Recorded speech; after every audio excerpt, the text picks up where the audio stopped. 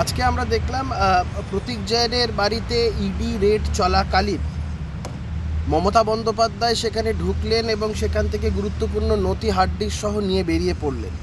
এখন এগুলোর মধ্যে কি আছে বাংলার মানুষ তথা দেশের মানুষ জানতে চায়। ইডির কাছে আমার আবেদন, এই interference with the investigation, creating obstruction with the investigation, এইগুলো করার জন্য মমতা বন্দ্যোপাধ্যায়কে ইমিডিয়েট হেফাজতে নেওয়া হোক।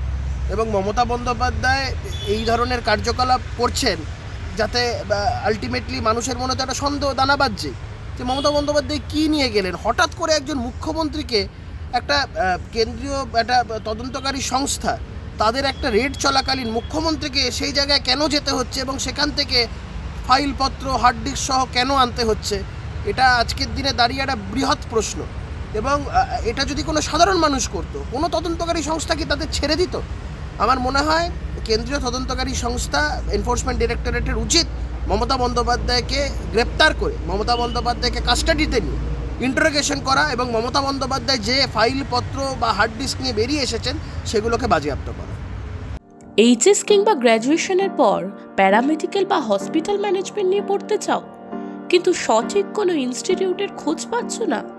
তবে তোমাদের জন্য পাঁশকুড়াতে এখন রয়েছে প্যারামেডিক্যাল কলেজ, এনি স্ট্রিম 10+2।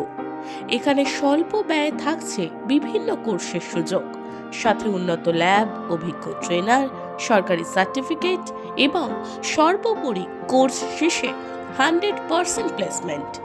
ঠিকানা পাঁশকুড়া রেলওয়ে স্টেশনের সামনে গৌরীয় মাঠের সন্নিকটে পালকো কমপ্লেক্সের দ্বিতলে। তাহলে আর দেরি কিসের? বিশদে জানতে এক্ষুনি যোগাযোগ করুন 9679997358 এই নম্বরে।